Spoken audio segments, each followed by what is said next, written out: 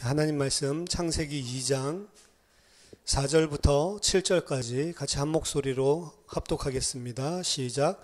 이것이 천지가 창조될 때에 하늘과 땅의 내력이니 여호와 하나님이 땅과 하늘을 만드시던 날에 여호와 하나님이 땅에 비를 내리지 아니하셨고 땅을 갈 사람도 없었으므로 들에는 초목이 아직 없었고 밭에는 채소가 나지 아니하였으며 안개만 땅에서 올라와 온 지면을 적셨더라. 여호와 하나님이 땅의 흙으로 사람을 지으시고 생기를 그 코에 불어넣으시니 사람이 생명이 되니라. 아멘. 오늘 본문 말씀으로 땅의 흙으로 지으신 사람이란 제목으로 같이 말씀을 나누겠습니다. 이제 창세기 1장의 모든 창조 이야기가 2장 3절까지 해서 끝났고, 그리고 2장 4절부터 시작해서는 이제 새로운 이야기가 등장을 합니다. 이 새로운 이야기가 등장할 때 처음으로 이제 톨레도 포뮬러라고 하는 게 이제 등장을 합니다. 창세기에는 이 톨레도 포뮬러가 11군데 등장을 해요. 하나 반복되는 걸 빼고는 실제로 나누고 있는 내용은 10가지로 나눠지고 있습니다. 그 중에 가장 첫 번째 톨레도시 오늘 나오는 2장 4절에 등장하는 겁니다. 한글 성경으로는 이것이 천지가 창조될 때의 하늘과 땅의 내력이니, 원래 성경에는 이것이 하늘과 땅의 톨레도시다 라고 하면서 시작을 합니다. 이것이 하늘과 땅의 톨레도시다, 거기서 끝나고 천지가 하늘과 땅이 창조될 때에 곧 여호와 하나님이 땅과 하늘을 만드시던 날에, 그렇게 나가는 거죠. 그래서 톨레도 포뮬러가 앞에 등장을 합니다. 일반적으로 10개 나오는 이 톨레도 포뮬러 중에 오늘 톨레도 포뮬러가 되게 희한한 거예요, 사실은. 왜냐면 톨레도시라고 하는 단어는 얄라드, 그 아기를, 자식을 나타라고 하는 그 단어에서 파생돼서 온 게 톨레도시라는 거거든요. 따라서 톨레도시다라고 이야기를 하면 나타니까 나아진 것, 그래서 후손들, 자손들, 뭐 이런 뜻을 가지고 있어요. 그래서 일반적으로는 엘레 톨레도, 이것은 톨레도시다 라고 하면 누구의 톨레도시냐 라고 나올 때 일반적으로 사람 이름이 등장을 합니다. 그래서 이것은 아담의 톨레도시다 그러면은 아담이 낳은 그런 자손들에 대한 족보라든지 혹은 족보가 나올 때도 있고 이야기들이 등장을 할 때도 있습니다. 그러니까 그 톨레도 포뮬러에는 사실은 사람 이름이 붙어야 되는 거예요. 근데 이 첫 번째 나오는 톨레도는 그 나머지 9개와 다르게 이제 하늘과 땅이 그 사람 이름이 등장해야 될 곳에 나오는 거죠. 그래서 하늘과 땅의 후손들 이야기다, 하늘과 땅의 자손들이다, 뭐 이제 이렇게 이야기를 해서, 이게 이제 뭐 자유주의 학자들은 이 하늘과 땅의 이런 결합을 통해서 사람이 태어나는 이런 이 고대 근동지방의 이런 잘못된 그 신관, 이런 것들이 전부 다 배경이 되고 있는 거다, 뭐 이런 식으로 이야기를 하기도 하는데요. 아무튼 이 첫 번째 포뮬러 자체가 굉장히 이 논란이 많은 겁니다. 그래서 또 한 가지 논란은 이 톨레도 포뮬러가 창세기 1장 1절부터 2장 4절 요 톨레도 포뮬러까지를 한 단락으로 묶는 그런 학자들도 있고요. 그러니까 2장 4절 여기 이것이 천지가 하늘과 땅의 톨레도시다 라고 한 것까지가 이제 창세기 1장의 창조 이야기가 끝나는 거죠. 그리고 그 뒤에부터 하늘과 땅이 창조될 때에 곧 하나님이 땅과 하늘을 만드시던 날에, 거기서부터 이제 새로운 이야기가 진행된다, 이렇게 보는 사람도 있고, 오늘 우리 같이 2장 3절에서 끝나고 그리고 2장 4절 톨레도 포뮬러부터 이제 새로운 이야기다, 시작이다 라고 보는 이런 견해도 있는데, 2장 4절 전반부를 창세기 1장의 창조의 결론으로 넣는 것은 전체적인 톨레도 포뮬러를 사용한 것들에 대비를 해서 봤을 때 좀 타당치가 않습니다. 왜냐하면 앞으로 나오는 모든 톨레도 포뮬러는 앞에 있는 이야기를 요약해서 톨레도시라고 쓴 적이 한 번도 없어요. 앞으로 진행될 이야기들, 앞으로 여기에 기재될 족보들에 대해서 쓰기 위해서 톨레도시라는 포뮬러가 먼저 서론적으로 머릿말 같이 등장을 하고 그 다음에 이야기가 진행되기 때문이죠. 따라서 펼쳐질 이야기에 대한 전문으로 가장 앞에 이 2장 4절에 이 톨레도 포뮬러가 등장하는 것이 적당하다라고 생각을 합니다. 여기에 보면 하늘과 땅에 의해서 발생되어지는, 하늘과 땅에 의해서 태어나는, 탄생하게 되는 자손들, 사람들에 대해서 이야기를 시작한다라고 볼 수가 있어요. 그러니까 이 처음 사람을 지으시는 장면을 이 톨레도 포뮬러는 뭐라고 이야기를 하냐면 하늘과 그리고 땅에 의해서 만들어지는 자손들이라고 표현을 하고 있는 거예요. 이제 그런 표현들이 무엇인지를 우리들이 사실은 이제 찾아봐야 되겠죠. 왜 하나님이 창조하셨다라고 하지 않고 창세기 2장에 넘어와서는 하늘은 뭐 하나님을 뭐 상징할 수도 있겠지만 하늘과 그리고 땅에 의해서 태어나는 그런 사람처럼 그리고 있냐는 거죠. 물론 사람을 땅의 흙으로 만들었기 때문에 그럴 수도 있지만 이 안에는 좀 더 우리가 생각해 봐야 되는 그런 신학적인 내용들이 들어있다라고 생각을 합니다. 하늘과 땅에 의해서 태어나는 사람은 과연 어떤 사람인가? 하늘과 땅에 의해서 모든 사람이 사실 태어나는 거거든요. 여기 보면은 하나님이 지금 이제 창조하시는 장면에, 사람을 창조하시는 장면이 7절에 세밀하게 등장을 하는데 거기 보면 하나님이 하아담을 만든다. 그러니까 성경에 보면은 아담이라는 단어가 두 가지로 쓰여요. 하나는 인류, 인간이라는 이 형태로 쓰이고 하나는 고유명사로 아담이라고 하는 그 첫 번째 사람, 그 사람의 이름을 말할 때도 쓰여지는데 하아담, 이 정관사거든요. 더 아담, 영어로 하면은 더 아담 이렇게 되어 있으면 그 개인 아담을 이야기하는 게 아니고 사람, 인류를 이야기하는 거예요. 그러니까 2장 7절에서 만드시는 거는 사실은 뭐라고 표현을 했냐면 하아담이라고 표현을 했어요. 그러니까 인간을 만들었다는 거지 아담 개인 이야기만 하는 게 아니란 말이에요. 그럼 무슨 소리냐면 모든 사람이 다 2장 7절에서, 물론 아담이 만들어진 거를 창세기 2장 3장에서는 이야기를 하고 있지만, 아담 이야기를 한 건 맞지만 아담과 똑같이 모든 사람들은 똑같이 이렇게 2장 7절에서 말하는 것처럼 만들어졌다는 거죠. 모든 사람은 하나님께서 이 방식으로 만들었다. 그리고 그 방식을 톨레도스에서는 뭐라고 이야기했냐? 하늘과 땅이 사람을 이렇게 탄생하게 하는, 출생하게 하는 것으로 그리고 있는 겁니다. 또 하나 이제 2장 이 4절부터 시작되는 이야기에서 달라지는 건 뭐냐면 창세기 1장에서부터 시작된 모든 이야기에서 하나님이라고 표현된 단어는 엘로힘이라고 하는 단어입니다. 근데 창세기 2장 3장에서 등장하는 하나님은 엘로힘이라고 이야기하지 않고 야훼 엘로힘, 엘로힘 야훼, 그러니까 여호와 하나님이라고 하는 요 단어를 쓰고 있다. 여호와라고 쓰지도 않고 엘로힘이라고 쓰지 않고 요 두 개를 같이 쓰고 있어요. 그러니까 이걸 제2문서라고 보통 이 문서 비평자들이 이야기를 하는데 1장은 엘로힘, 하나님을 엘로힘이라고 부르는 어떤 스토리고, 그런 저자가 쓴 스토리고, 2장 3장은 보통 제2문서라고 합니다. 하나님을 여호와라고 부르는 사람이 쓴 어떤 책에서 따온 거다, 이렇게 이야기를 하는데 사실은 제2문서가 아닌 게 여호와 하나님이라고 다 표현을 하고 있어요. 그냥 여호와라고만 표현하지 않고 여호와 하나님이란 두 가지 이름을 동시에 다 쓰고 있습니다. 더 정확하게 말한다면 제2문서라고 해야지 제2문서라고 하면 안 된다는 거죠. 1장에서는 일관적으로 하나님을 엘로힘이라고 이야기하는데 2장 3장에서 등장하는 하나님은 여호와 하나님, 야훼 엘로힘이라고 이야기를 합니다. 여기에 대해서 이제 문서 비평자들은 이제 19세기부터 시작해서 계속 논란을 했던 게, 이게 이 두 가지 문서를 혼용해서 모세가 사용했거나 후대가 사용했기 때문에 그렇다라고 해서 각각 다른 창조 이야기가 지금 들어가 있는 거다. 뭐 순서도 보아하니 뭐 사람이 먼저 창조되기 전에는 초목도 없었다라고 그러고, 이건 뭔가 창세기 1장이랑 창조 순서도 틀리고 완전히 다른 문서를 이렇게 짬뽕해서 넣어 놓은 거다. 그럼 왜 여호와라고 안 하고 여호와 엘로힘이라고 했냐? 이걸 에디팅하는 사람이 그냥 여호와라고 쓰면 갑자기 변하니까 이름이 좀 이상하니까 엘로힘이라고 덧붙여서 넣었다. 뭐 이런 식으로 이제 해석을 하는 겁니다. 근데 그 편집자가 바보예요. 그게 좀 이상해가지고 이름을 바꾸려고 그러면 그냥 엘로힘으로 똑같이 맞춰서 바꾸지, 뭐하러 여호와는 그대로 놔두냔 말이죠. 말이 안 되죠.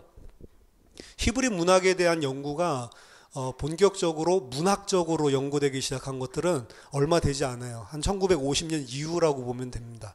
1970년대부터 본격적으로 히브리 문학이 연구됐고 80년대 초에 로버트 알트라고 하는 굉장히 탁월한 학자가 등장을 했죠. 이 사람이 이제 히브리 문학을 그리고 성경을 히브리 문법적인 문학적인 관점에서 우리가 이해를 해야 된다라면서 이 두 가지 이름을 사용하는 거에 대해서 이제 책을 썼어요. 이름을 쓰는데 어쩔 때는 여호와라고 쓰고 어떨 때는 엘로힘이라고 쓰고 지금 우리가 보는 창세기 2장 3장 같은 경우에는 여호와 엘로힘을 같이 쓰고 있단 말이죠. 그럼 왜 도대체 이런 일들이 히브리 문학에서 등장을 하는가라고 살펴본 겁니다. 그래서 결론 내리기를 이 두 가지 이름은 무슨 다른 문서기 때문에 그렇게 등장하는 것이 아니고 다른 문서보다는 그 성격을 나타낼 때 어떤 하나님에 대해서 표현을 하지만 그 하나님이 어떤 분인지 문학적인 그 내용적인 신학적인 내용에 따라서 어떨 때는 엘로힘을 쓰고 어쩔 때는 야훼를 쓴다는 거죠. 그래서 엘로힘을 쓸 때 전부 다 살펴보고 얻은 결론은 뭐냐면 엘로힘이라고 하는 이 이름은 초월적이고 절대 주권을 가지고 있고 전능하신 왕적인 하나님을 기술할 때 엘로힘이라는 표현들이 항상 등장을 하고 사람이랑 같이 퍼스널한 관계 이런 인간적인 이런 관계를 맺거나 언약적인 관계 그리고 그 언약 속에서 행하시는 그 하나님을 기술할 때에는 그리고 초월적인 게 아니고 인간과 관계하는 내재적인 그런 하나님을 기술할 때에는 야훼라고 하는 표현을 쓰는 거죠. 그래서 이스라엘과 내가 너의 하나님이고 너의 아버지다라고 할 때는 엘로힘이라는 걸 안 쓰고 야훼라고 항상 쓰는 거죠. 그래서 하나님과의 언약적인 관계의 표현을 할 때 야훼라고 하는 표현들을 사용을 하는 겁니다. 창세기 2장 3장에서는 이 이름을 통해 이 두 가지 하나님의 속성이 동시에 등장을 하고 있는 거예요. 그러니까 사람을 창조하는데 하나님이 야훼라고 쓴 거는 이 사람과 하나님과의 퍼스널한 관계에 초점을 맞추고 있는 문서가 되는 거예요. 그러니까 창세기 1장이랑은 좀 내용이 다르죠. 하나님이 인간이랑 대화도 하시고 그리고 인간을 위해서 이 배필도 찾아주시고 이런 것들이 상당히 인간적이고 친밀한 관계들을 드러내고 있죠. 따라서 여호와 하나님이라고 하는 표현, 그 이름을 쓴 것은 지금 창세기 2장에서 창조한 사람과 하나님 간의 언약적인 관계를 중요시하기 때문에 나타나는 표현입니다. 하나님은 그를 왕으로 세우시고 언약적으로 그를 자신의 아들로 삼으셨기 때문에 이 야훼라고 하는 이름이 등장을 하는 거고요. 그러면서도 동시에 엘로힘이라고 하는 이름이 쓰인 거는 그 하나님의 아들이고 하나님이 왕적 권세를 준 그런 언약적인 관계에 있는 인간이지만 그 하나님의 인간 아들은 반드시 절대적인 주권을 가진 하나님께 순종해야 하는 하나님의 권세 아래에 있는 종주 아래에 있는 속주, 그러니까 큰 영토를 가지고 있는 종주 아래에 있는 속주로 하나님에 대하여서는 자신이 종이다라고 하는 것을 엘로힘을 통해서 보여주고 있는 거죠. 그래서 사람을 지으실 때 그리고 이 창세기 2장 3장에 나오는 이 모든 이야기다라는 이 두 가지 요소가 같이 이 믹스돼서 들어가 있는 겁니다. 하나님의 아들이면서 왕적인 존재이기도 하지만 그 하나님의 권세와 하나님 아래 자신이 피조물이고 자신이 종인 사실을 인정해야 되는 그런 사람의 모습을 이미 그 명칭에서 보여주고 있는 거죠. 2장 5절에 보니까 그 하나님께서 이 땅과 하늘을 만드시던 날에 어떻게 돼 있냐면 여호와 하나님이 땅에 비를 내리지 아니하셨고 땅을 갈 사람도 없었으므로 들에는 초목이 아직 없었고 밭에는 채소가 나지 아니하였다라고 이야기를 하고 있습니다. 창세기 1장의 이야기를 보면 하나님이 셋째 날에 그 토후의 문제를 해결하면서 이 풀도 만들고 채소도 만들고 푸른 채소도 만들고 그리고 씨를 스스로 뿌리는 그런 열매 맺는 채소도 만들고 그리고 씨를 그 속에 가지고 있는 나무 열매, 열매를 가진 나무. 하나님께서 언제 만들죠? 3일째에 만들죠. 그리고 사람은 6일째에 만들죠. 근데 여기 보면은 여호와 하나님이 땅에 비를 아직 내리지 않았고 땅을 갈 사람도 없었기 때문에 들에는 초목이 아직 없고 밭에는 채소가 나지 않았다. 그러면 언제가 돼서야 밭에 채소와 그리고 초목이 생길 수가 있다. 요 문장에 따르면 사람이 있어야 되는 거죠. 그리고 하나님이 비를 내려야 되는 거죠. 그러니까 이게 지금 창세기 1장에 나온 창조 이야기랑 이게 뭐가 어긋난다라고 보는 거예요. 그리고 동물도 사람을 먼저 만들고 나중에 19절에 동물을 만들죠. 근데 창세기 1장에서는 동물을 먼저 만들죠. 그러니까 이 이야기 자체가 창세기 1장의 창조 이야기랑 창세기 2장의 창조 이야기가 완전히 다른 이야기다라고 이야기하는 거죠. 제 생각에는 뭐 다른 소스에서 왔을 수는 있습니다. 근데 이게 한 책으로 이렇게 묶여질 때는요, 이 히브리어 이 성경을 엮었던 그 편집자들 있잖아요. 이게 모세가 뭐 처음에는 소스를 가지고 분명히 사용했을 수도 있어요. 했지만 마지막에는 모세가 한 게 아니고 이게 1000년을 거쳐오면서 계속 편집자들이 이 세부적인 것들을 다듬는단 말이에요. 그 잘못된 것들은 빼기도 하고 집어넣기도 하고 계속 변천되면서 성경이 완성돼서 오거든요. 근데 그 편집자들을 그 문서설이나 이렇게 이야기하는 사람들 바보로 보는 거예요. 그러니까 이게 서로 이렇게 어긋나는데 말도 안 되는 것을 이렇게 그냥 붙여놨다. 제대로 편집을 하지 않고 이 바보들이다. 이런 식으로 이야기를 했는데 나중에 문학적인 것들 그 고치는 거를 리덱션 크리티시즘이라고 하는데 이제 고치는 것들을 보다가 이젠 마지막 최종본밖에 없으니까 최종 문학적인 이야기를 읽자 80년대부터 이러면서 성경을 읽기 시작하는데 그때부터 완전히 편집자에 대한 개념이 완전 바뀝니다. 아, 이게 편집자가 바보가 아니고 그런 모순을 몰라서 그대로 내버둔 게 아니라 이 사람들이 뭔가를 지금 전달하기 위해서 그대로 놔두고 있기도 하고 어쩔 때는 그거를 짬뽕 시켜가지고 묻기도 하고 이거를 다양하게 자신들이 최종적으로 완성시키는 이 메시지를 전하기 위해서 교묘하게 이것들을 다 활용하고 있는 완전 천재구나라고 하는 걸로 인식이 지금은 바뀌어버린다고요. 그래서 바보가 아니고 약간 이렇게 모순이 있는 것들이 뭔가 전달하기 위한 메시지가 있는 거죠. 일단 첫 번째로 우리 성경을 보면은 아직 초목도 없고 그리고 들에 채소도 없고 아무것도 없으니까 창세기 1장의 이야기랑 부딪히는 것 같은데 여기 나온 단어를 보면 그렇지가 않습니다. 들에는 초목이 아직 없었다라고 하죠. 그냥 초목이 없다라고 하니까 마치 창세기 3장에 있었던 그 풀과 그리고 목, 나무 이게 없다라고 생각을 하는데 초목이 아니고 여기서는 씨아흐라고 하는 단어예요. 씨아흐. 그럼 씨아흐는 뭐냐? 가시덤불 혹은 덤불나무 이런 걸 보고 씨아흐라고 하는 거예요. 어디서 등장하냐면 창세기 21장 14절 15절에 보면 등장을 합니다. 아브라함이 아침에 일찍 일어나 떡과 물 한 가죽 부대를 가져다가 하갈의 어깨에 메워 주고 그 아이를 데리고 가게 하니 하갈이 나가서 브엘사바 광야에서 방황하더니 가죽 부대에 물이 떨어진지라 그 자식을 관목 덤불 아래에 두고 하갈이 쫓겨나가지고 막 물도 없고 막 너무 덥고 이러고 있을 때 아이가 막 울고 이러고 있을 때 자신이 어떻게 할지를 몰라서 아이를 그 땡볕에서 피하기 위해서 관목 덤불에다가 던져놓죠. 그 덤불, 관목 덤불이라고 한 거, 그게 씨아흐란 말이에요.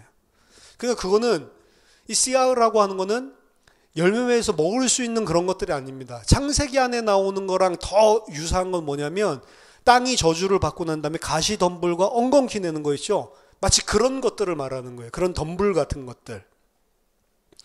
욥기서 30장 1절에서 7절에도 이 씨아흐가 등장을 하는데요. 그러나 이제는 나보다 젊은 자들이 나를 비웃는구나. 그들의 아비들은 내가 보기에 내 양떼를 지키는 개 중에 둘만하지 못한 자들이니라. 그들의 기력이 쇠잔하였으니 그들의 손의 힘에 내게 무슨 소용이 있으랴. 그들은 곧 궁핍과 기근으로 인하여 파리하며 캄캄하고 메마른 땅에서 마른 흙을 씹으며 떨기나무 가운데에서 짠 나무를 꺾으며 뱃살이 뿌리로 먹을거리를 삼느니라. 무리가 그들의 소리를 지르므로 도둑같이 사람들 가운데서 쫓겨나서 침침한 골짜기와 흙구덩이와 바위굴에 살며 떨기나무 가운데에서 부르짖으며 가시나무 아래에 모여 있느니라.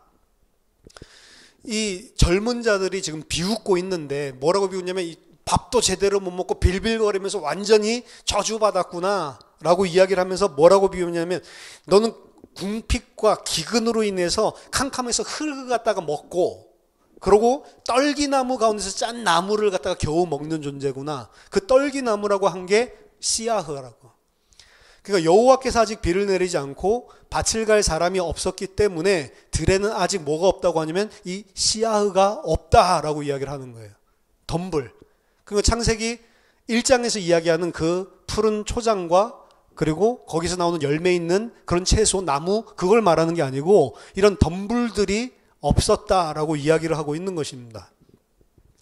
그리고 밭에는 채소가 나지 아니하였다라고 이야기하는데 이 채소는 에세브예요. 에세브는 창세기 그 셋째 날에서 1장의 셋째 날에서 하나님 만드는 그 채소, 푸른 풀 요걸 이야기하는데 똑같은 단어예요. 그거 누가 먹는 거죠? 동물들 먹는 거죠. 동물들. 그럼 보세요.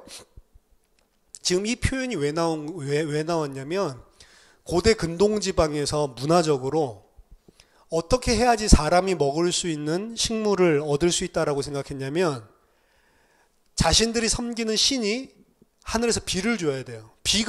물이 엄청나게 귀하잖아요. 중동이. 그들이 할 수 있는 저수지를 만들 수 없었기 때문에 솔로몬이 저수지 만들었다는 뭐 엄청난 일을 한 거고 저수지를 못 만들어 땅이 물을 담지를 못해서 다 밑으로 새버린다고. 그래서 와디라는 게 생기잖아요. 그 강바닥이 항상 마르잖아요. 물이 오면은 강이 있는 것 같은데 결국에는 이 땅이 물을 다 흡수해 버리니까 이 강바닥이 말라버린다. 비가 오지 않으면 금방.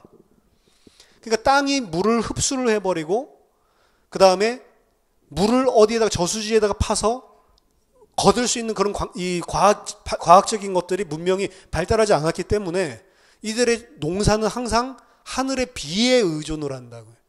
그래서 자신들이 섬기는 신에게 그 비를 달라고 항상 막 기우제를 지내기도 하고 이런 것들이 이제 뭐 성경에도 등장을 하죠. 하나님이 비를 내리지 않는다라고 하는 것은 아무런 농사도 지을 수 없다는 거예요. 두 번째는 어떻게 해야지 먹을 것을 우리가 경작할 수 있냐면 하나님이 비만 내린다고 되는 게 아니고 사람이 땀을 흘리고 사람이 일을 해서 경작을 해야지만 밭에서 먹을 수 있는 게 나온다. 비만 내리면 먹을 수 있는 게 나오는 게 아니고 사람이 일을 해야 된다. 그래서 신인이 합력을 해야 하나님은 뭘 해요? 비를 내려야만 되는 거고 사람은 그 비가 왔을 때 일을 해야만 하는 거고 그때에만 비로소 사람이 먹고 살 수 있다라고 생각을 하는 거예요. 근데 이 두 가지, 그 고대 근동 사람들이 생각했던 이 두 가지가 아직 없다는 겁니다. 하나님은 비를 내리지 않고 있고 그리고 그 땅을 경작할 사람도 없다는 거예요. 그랬기 때문에 뭐가 없다라고 이야기하냐면 밭에 이 가시 덤불이 없고 그리고 에세브, 그 푸른 풀이 없다라고 이야기를 하는 겁니다. 근데 보세요. 이 표현을 한 게 그럼 만약에 하나님이 비를 내리고 사람이 만약에 땅을 경작하고 있다. 그럼 뭐가 생긴다는 이야기예요? 이 표현에 의하면 사람이 먹을 수 있는 게 생기나요?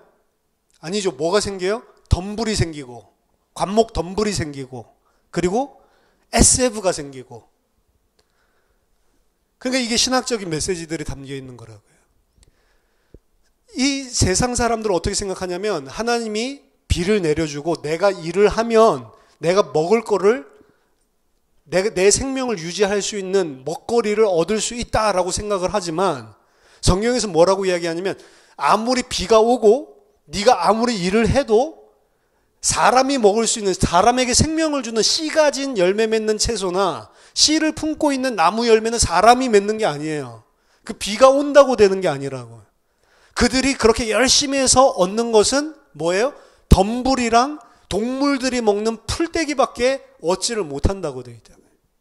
그게 생명을 줄 수가 없다라고 이야기했죠. 사람은 씨 가진 열매, 씨를 먹어야 된다고 했잖아요. 씨를 품고 있어야 된다고. 그리스도라고 이야기를 했죠. 아무리 열심히 일을 하고 아무리 비가 와서 풍작이 나는 것 같아도 사람이 열심히 일하고 그 비에 의존해서 이 땅에서 맺는 모든 풍성한 그 열매들, 곡식들을 성경에서 뭐라고 이야기하냐면 에세브다 아니면 씨아흐다 라고 이야기를 하는 거예요. 그것 가지고는 절대로 생명을 얻을 수 없는 거죠. 그럼 우리가 열심히 농사 지으면 사과가 안 열려요. 그 소리가 아니고 내가 열심히 일을 해가지고 사과를 맺고 내가 열심히 일해가지고 돈을 벌고 그것 가지고 사람은 산다라고 생각을 하는데 성경에서 아니 그거는 참 생명을 줄 수 없는 덤불이고 씨아흐야. 그거는 에세브 동물들이 먹고 사는 거야. 하나님 모르는 하나님이랑 관계 끊어진 사람들은 그게 생명을 주는 줄 알고 그걸 먹거리 삼아서 사는데 진짜 생명이 있는 사람은 그거 먹고 사는 사람이 아니라는 거죠. 처음부터. 사람이 하나님과 협력해서 뭐를 얻을 수 있다라고 생각하는 것은 지금 이게 신인 협력설이거든요. 하나님이 뭔가를 하고 사람이 해야 될 파트를 하면 내가 뭔가를 얻을 수 있다라고 생각하는데 성경에서는 하나님을 도와서 인간이 뭔가를 해가지고 얻을 수 있는 것은 덤불과 동물들이 먹는 채소밖에 못 얻는다라고 이야기를 하는 거예요. 생명 있는 열매는 그것으로 절대 얻을 수 없다라는 것을 보여주고 있는 거죠. 사람이 먹는 열매는 누가 만드냐면 하나님이 혼자 만듭니다.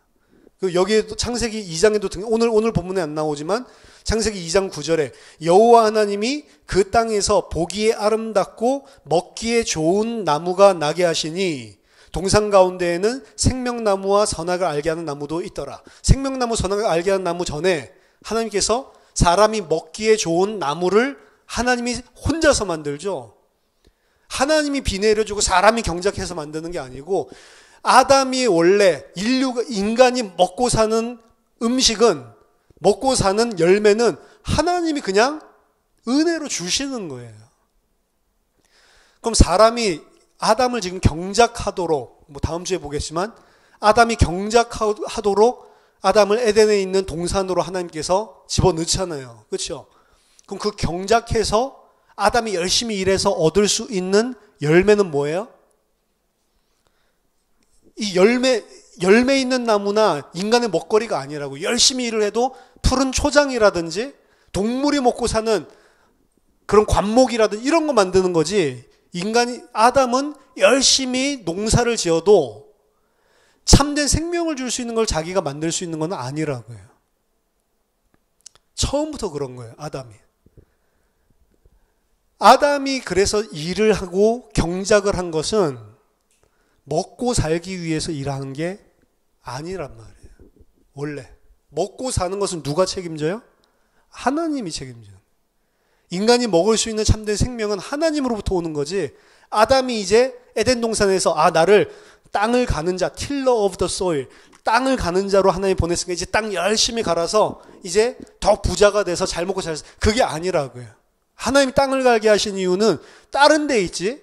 그걸 통해서 네 생명을 유지하라고 아담을 그렇게 한 게 아니에요. 아담이 먹을 만한 모든 먹기에 좋은 나무 열매는 하나님이 그냥 나게 하시는 거라고요. 그렇죠? 그래서 원래 인간은 먹고 살기 위해서 땀을 흘린 게 아니었다고요. 먹고 살기 위해서 땀을 흘린 게 아니고 본인 자신이 열심히 일을 해도 뭐가 나와요? 내가 먹고 살 수 있는 생명 얻을 수 있는 게 나온 게 아니고 에세브랑 그리고 덤불이 나오죠. 참 생명을 나에게 줄 수 있는 건 하나님으로부터만 온다고요.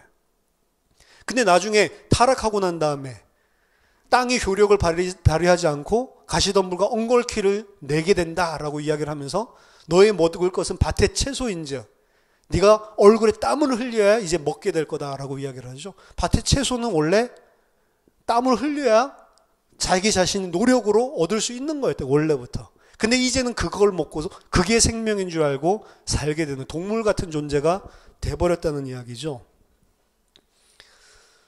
그래서 하늘과 땅이 태어나게 한 인간, 이 첫 번째 아담, 하늘과 땅이 태어나게 한 이 아담은 이러한 연약함을 가지고 있는 존재예요. 처음부터. 사실은 아무것도 아닌 존재였습니다. 그걸 이제 표현한 게 2장 7절에서 세밀하게 이 성경에 표현되어 있는 거죠. 안개만 땅에서 올라와 온 지면을 적셨더라. 이거는 안개가 아니고 에드라고 한다는데, 이거는 지하수, 지하에 흐르고 있는 무슨 광천수라든지 이런 것들이 땅에서 올라왔다라고 하죠. 위로 베어서 올라와서 땅이 지면이 젖어 있었다라는 표현입니다. 뭐 그렇게 중요한 것은 아니고, 7절에 보면 여호와 하나님이 땅의 흙으로 사람을 지으시고 생기를 그 코에 불어넣으시니 사람이 생명이 되니라. 여호와 하나님이 땅의 흙으로 사람을 지으셨다라고 이야기하죠. 여기서 지으시다라고 하는 건 야찰이라고 하는 단어인데, 이 야찰이라고 하는 이 단어는 보통 토기장이가 그 토기를 구울 때, 그때 성경 안에 보면 야찰이라고 하는 이 단어 외울 때 찰흙, 그렇게 야찰, 찰흙 뭐 이래가지고 외웠는데, 야찰이라고 하는 거는 이렇게 빚어가지고 만드는 그런 행위입니다. 근데 그 빚어가지고 만들 때 보통은 클레이, 이 진흙을 이야기를 하는데, 여기 진흙이 아니고 여기서 사용된 거는 사실은 여기서 사용되는 재료는 이 토기장이가 만들 때 사용하는 그 재료가 아니에요. 땅의 흙이라고 되어 있죠. 그래서 땅이라고 하는 건 아다마라는 단어입니다. 그래서 아다마로부터 아담이 나왔다. 이 언어 플레이를 하고 있는 거예요. 언어 유희를 하고 있는 건데, 아다마로부터, 근데 그 아다마라고 하는 거랑 에레츠라고 하는 땅은 다릅니다. 하나님이 천지를 만들었다고 했을 때는 에레츠예요. 그 땅은 광활한 모든 땅, 온 땅을 말할 때 에레츠라고 하는 거고, 아다마라고 하는 것은 사람이 경작할 수 있는 땅, 그 땅을 아다마라고 그럽니다. 그 아다마에 있는, 아다마로 만든 게 아니고 아다마에 있는 흙이 아니죠. 아파르, 먼지로 하나님께서 사람을 만들었다. 아담을 어떻게 만드냐? 아담을 아다마로부터 만들었는데, 그래서 아담이에요. 아다마로부터 만들었는데 그 아다마에 있는 아파르, 먼지로 하나님이 사람을 만들었다.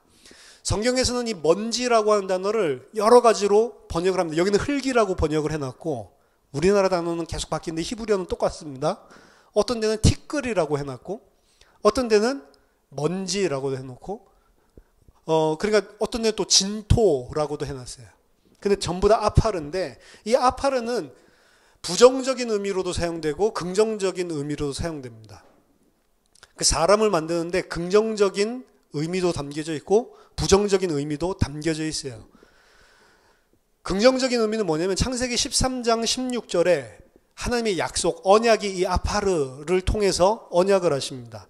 내가 네 자손이 땅에 티끌 같게 하리니, 사람이 땅에 티끌을 능히 셀 수 있을진데 네 자손도 세리라. 그러니까 이 아파르로 만들었다는 것은 무수하게 많은 숫자라는 거죠. 그러니까 하나님이 무수하게 많이 생육하고 번성하고 땅에 충만하게 하나님의 백성들, 하나님의 형상 가진 자들을 만들겠다라고 하는 이 언약적인 긍정적인 측면도 아파르 안에 담겨져 있는 거고요. 티끌을 우리가 어떻게 세요? 말도 셀 수 없을 정도로 많은 후손들을 표현할 때 사용되기도 하고, 두 번째는 부정적인 의미로는 창세기 18장 27절에 보면 아브라함이 대답하여 이르되 나는 티끌이나 재와 같사오나 감히 주께 아뢰옵니다.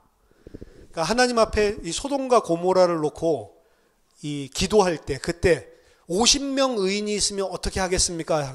50명 있으면 내가 봐줄게 라고 했을 때 아브라함이 나는 감히 티끌 같은데 감히 한 번만 더 아뢰겠습니다. 만약 50에서 5명이 없다고 하면, 45명이 있다고 하면 그것 때문에 죽일 겁니까? 아니 45명만 있어도 용서해 준다. 그때 등장하는 게 이 아파르인데, 거기 보면 내가 티끌과 같은 존재이지만, 여기서는 긍정적인 의미가 아니죠. 티끌이라고 하는 건 하나님 앞에 아무것도 아닌 존재, 먼지 같은 존재, 그런 존재를 이야기할 때 이 아파르가 사용이 되는 거죠. 가장 많이 사용되는 것은 이 아파르라고 하는 단어는 성경 안에서 하나님이 왕을 세우시는데 그 왕이 되기 전의 상태를 아파르라고 이야기를 합니다.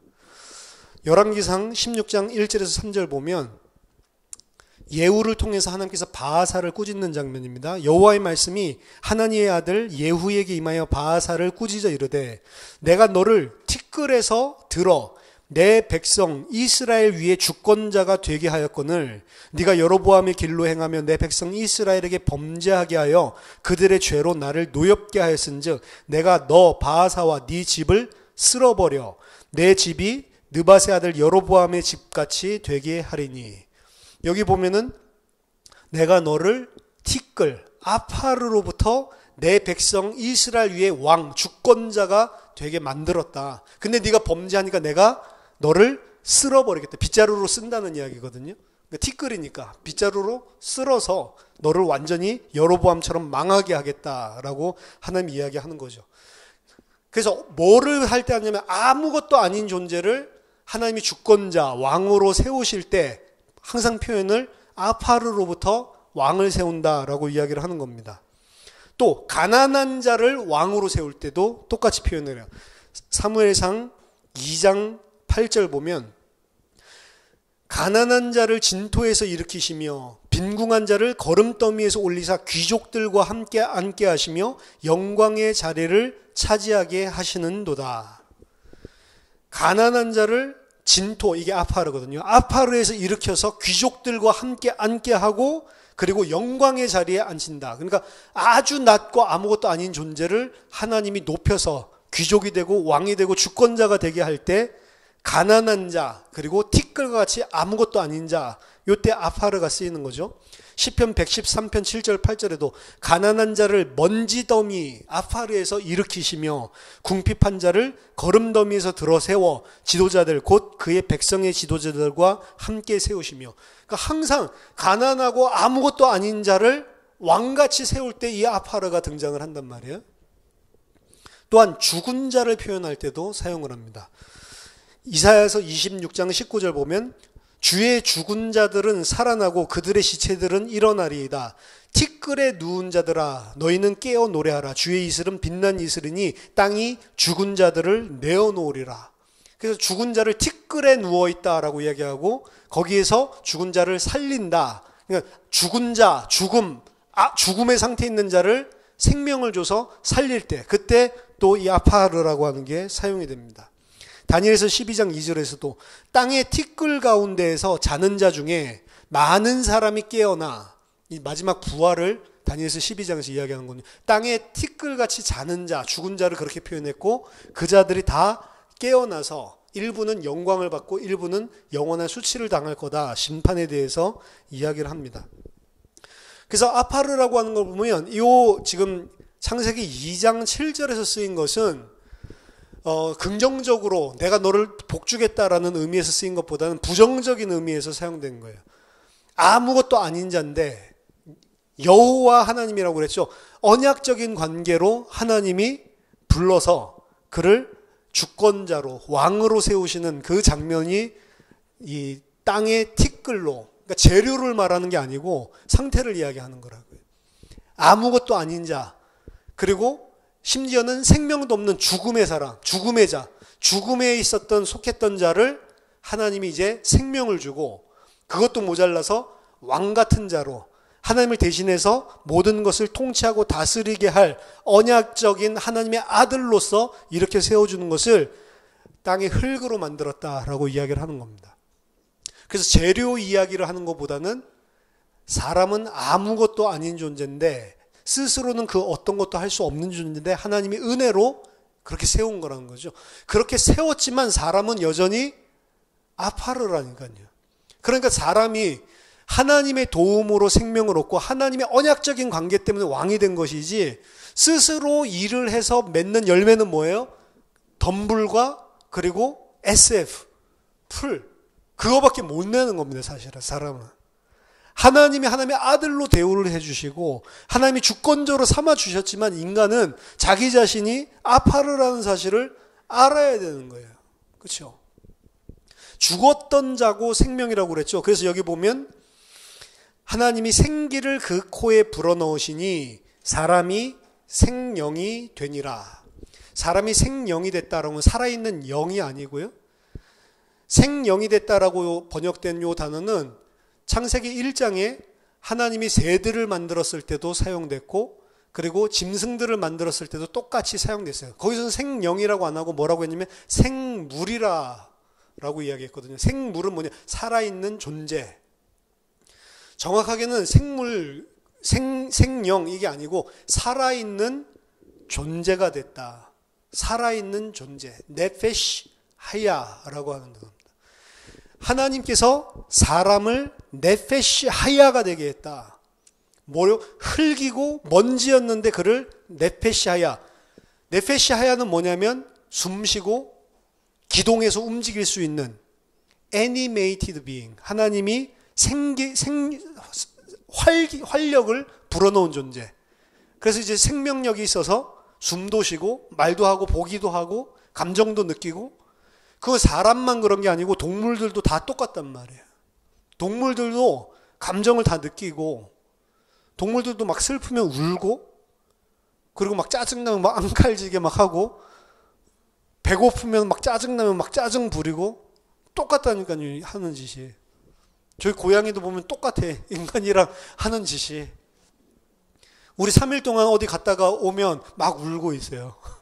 눈물이 온 데다 흘러가지고 그냥 막 슬프다는 거죠. 그래서 3일 있다가 오면은 막 무슨 죽었다 살아난 아들 만난 것처럼 와가지고 막 온 다리에 자기 문 떼고 난리가 난다고요. 고양이도.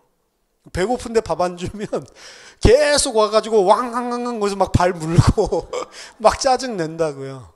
사람만 그런 게 아니고 동물도 똑같죠. 왜? 사람만 네페시 하야라고 그런 게 아니고 동물도 네페시 하야라고 그랬다고요. 네페시 하야라고 한 건 사람 생명 하니까 무슨 살아있는 영적인 존재 그게 아니고 동물도 네페시 하야라니까. 잘못 번역해 놓은 거죠. 사람이든 동물이든 다 살아서 감정을 느끼고 그리고 지식적인 것도 가지고 있고 서로 교통할 수 있고 이런 생명을 가지고 있는 그런 존재로 다 만들었다는 겁니다. 사람만 흙에서 만든 게 아니죠. 2장 19절 보세요. 여호와 하나님이 흙으로 각종 들짐승과 공중의 각종 새를 지으시고 사람만 흙으로 만든 게 아니고 여긴 보면 흙으로 만들었다라는 표현은 아파르가 아니고요. 아담마. 그러니까 아담만 아담마에서 만든 게 아니고 모든 동물들도 다 아담마에서 만들었다고. 근데 왜 아담을 표현할 때만 아담마의 아파르라는 표현을 썼냐? 그게 동물들이랑 틀리게 동물들은 왕으로 세우지 않았잖아요. 동물들은 다스림을 받도록 만들었지. 그래서 아담마의 아파르로 만들었다라고 하는 것은 그런 존재, 똑같은 동물이랑 똑같은 존재인데 그런 존재인 너를 하나님이 왕적인 존재로 만들었다라고 하는 게 아파르예요. 그래서 부정적인 것이지만 그 부정적인 존재를 최고의 영광의 자리에 하나님이 앉혀놨다라고 하는 거죠. 그리고 동물들을 만들 때 똑같은 네페시 하야지만 생물이지만 똑같이 살아있는 존재이긴 하지만 사람에게만 7절에서 표현하고 있는 거죠. 그게 뭐냐면 생기를 그 코에 불어넣으셨다. 생기는 뭐냐? 니슈맛 하임이라고 하는 니슈맛이라고 하는 것은 breath, 호흡이에요. 숨을 그 코에 숨 어떤 숨이냐? 하임. 생명의 숨을 그 코에 불어넣으셨다. 사람에게만 있는 표현입니다. 동물에게는 니슈맛 하임을 쓰지 않아요. 보통은 이게 생기를 불어넣었다라고 해서 에스겔서 36장 보면 마른 뼈다귀들을 살리는 환상에서 생기야 와서 사람에게 들어가라라고 이야기를 하죠. 그 생기랑 같은 걸로 생각을 하는데 그 생기는 루아흐, 성령을 이야기하는 거고 여기 니슈맛 하임은 루아흐가 아니잖아요. 니슈맛이잖아요.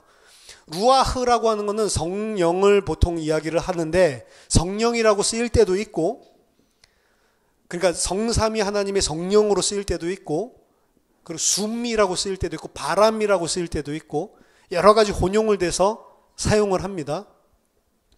근데 그 숨이라고 할 때는 그러니까 사람의 영혼력 뭐 이런 사람을 구성하거나 하나님의 영적인 존재인 성령 그걸 표현한 거 말고 그냥 입김, 숨이라는 표현을 쓸 때에는 이 루아흐를 누구에게도 이 적용을 시키냐면 하나님 그리고 인간, 그리고 모든 짐승들 전부 다 활용을 해요. 그러니까 루아흐는 바람, 숨, 호흡의 의미로 사용될 때 구약에 약 400군데 정도가 있는데 하나님, 사람, 동물, 심지어는 거짓 신에게도 루아흐를 하나님이 줬다라고 이야기를 해요. 그 성령을 줬다는 이야기가 아니고 그때는 숨을 줬다라고 해요. 숨. 근데 니슈맛 하임 있죠. 니슈맛.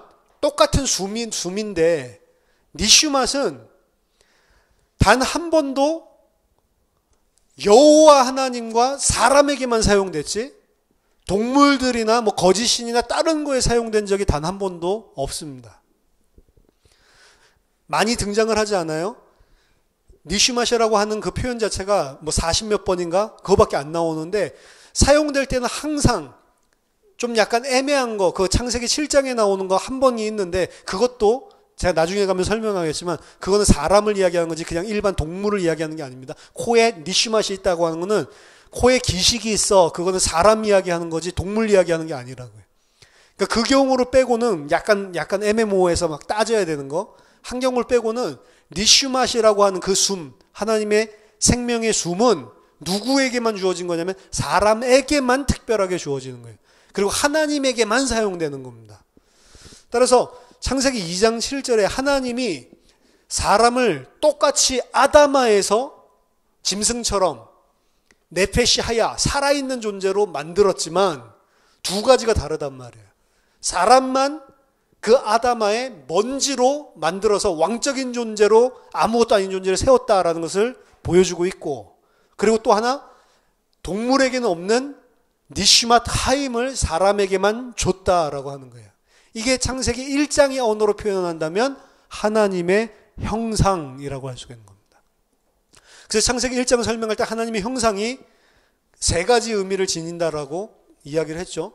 하나님의 형상이라고 하는 것은 하나님을 대리해서 통치하는 대리 통치권, 왕적인 존재, 이걸 이야기할 때 하나님의 형상이라고 하는 것을 고대 바벨론 그런 제국에서 석상 갖다 놓는 것, 이미지 갖다 놓는 것, 그거 가지고 하나님의 형상, 왕적인 존재라고 하는 것을 이야기하기도 했고, 그 다음에 창세기 5장 3절에 등장하는 것으로 하나님의 아들, 아담의 아들을 아담의 형상과 아담의 모양을 닮은 그런 자로 낳았다라고 이야기한 것처럼 형상이라고 하는 것은 하나님의 아들, 하나님과 아버지 아들의 관계에 있도록 나게 했다라고 하는 것. 그리고 또 가장 중요한 하나님의 형상이라고 하는 것은 그리스도가 하나님의 형상이죠. 신약 성경에 보니까 마치 그리스도와 똑같은 자로 하나님의 아들로 사람을 만들었다라고 하는 것. 그게 말하자면 아파르로 사람을 만들었다라는 거고, 그리고 니슈맛 하임, 사람에게만 특별히 여호와 하나님이 주시는 특별한 인간과 사람과의 언약적인 관계, 그거라고 볼 수가 있습니다. 따라서 사람은 창세기 2장 7절에서 이 흙의 먼지로부터 이렇게 내가 주권자가 되고, 그리고 하나님과 언약적인 관계에 들어간 하나님의 아들이 되고, 그리고 만물을 통치할 수 있는 이런 엄청난 권세를 하나님으로부터 아무것도 아닌 존재인 내가 받았다라는 사실만 분명하게 안다면 그 하나님 앞에 그 하나님을 엘로힘으로 당연히 섬길 수 있어야 되는 거예요.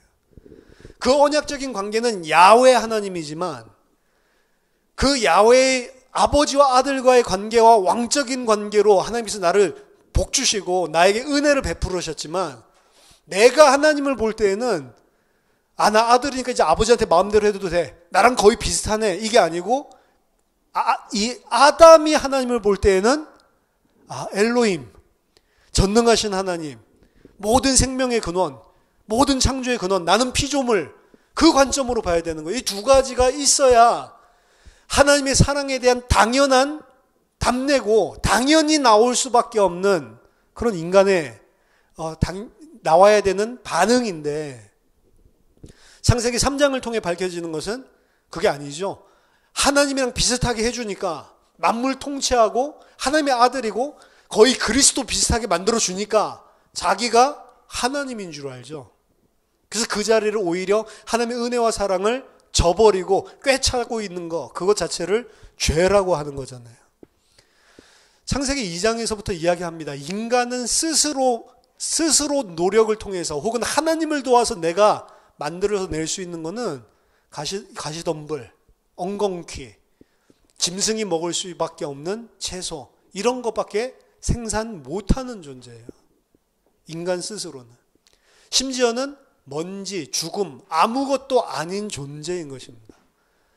인간이 생기가 있어서 살아있는 존재로 움직일 수 있는 것은 하나님이 생명을 줬기 때문에 그런 것이고, 그리고 동물이랑 똑같은 존재인 그 인간을 하나님이, 짐승과 다름없는 그 자를 하나님이 은혜로, 사랑으로, 왕 같은 존재로, 하나님의 아들로 만들어 주셨단 말이죠.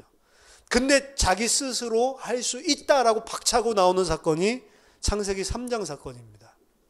그래서 열심히 사는 거죠. 하나님 없어도 나는 이거 하면은 잘 살 수 있다라고 사는 거죠. 근데 그렇게 해서 열심히 모아놓은 게 다 사람이 먹을 수 있는, 생명 줄 수 있는 것이 아니고 전부 다 짐승들이 먹고 사는 것만 만들어낸다는 거예요. 우리 보고 열심히 일하지 말란 말이 아닙니다. 열심히 일을 하되 뭘 알아야 되냐면, 그 열심히 일을 해서 얻을 수 있는 것은 나에게 생명을 줄 수가 없다는 걸 알아야 되는 거예요. 돈 필요하죠. 그러니까 열심히 일을 해야죠. 근데 그거 먹고 사는 거는 동물들이랑 똑같은 거란 말이에요. 생명, 이 땅에 육신적인 생명 유지하기 위한 거지, 영원한 생명, 하나님과의 언약적인 관계에 들어가게 하는 데는 아무런 쓰잘데기가 없는 거라고요. 심지어 내가 교회에 와서 하나님의 뜻으로 열심히 섬기는 것 자체도 그렇습니다. 그 섬김 자체로 얻을 수 있는 열매는 전부 다 엉겅퀴고 덤불이고, 그리고 채소들, 밭의 채소들, 짐승들이 먹는 그런 없어질 것들이지, 육신, 이 땅의 것이지 하나님께 갈 수 있는 게 없단 말이에요. 신인 협력해서 할 수 있는 게 없다는 말입니다. 진짜로 우리가 누군지를 안다면, 그리고 이런 내가 만약에 생명을 얻었다면, 이런 내가 만약에 하나님의 아들이 되었다면 하나님의 은혜밖에 없는 거예요. 하나님이 전적으로 행하시는 것입니다. 그게 처음부터 창세기 2장에서 보여주고 있는 인간론이에요. 인간론. 우리는 아무것도 아닌 존재고, 하나님이 우리에게 은혜로 전적으로 하나님으로부터 주어져야 생명, 참된 영원한 생명, 그리고 하나님과의 언약적인 관계에 들어갈 수 있는 존재구나. 사실은 우리가 이 땅 살면서 계속 그거 배우고 가는 겁니다. 원래 인간이 무엇인지를 알고 가는 거예요. 원래 내가 무엇인지를. 그러니까 우리 모습 보고 낙심할 필요도 없습니다. 원래 우리가 나타낼 수 있는 열매는 그거밖에 없다니까요. 그렇죠? 그럴 수밖에 없는 존재. 근데 그거를 보지 않고 그럴 수밖에 없는 그 존재를 하나님의 아들들로, 왕으로 하나님께서 세워줬던 그 은혜로밖에 안 되는 것입니다. 그렇죠?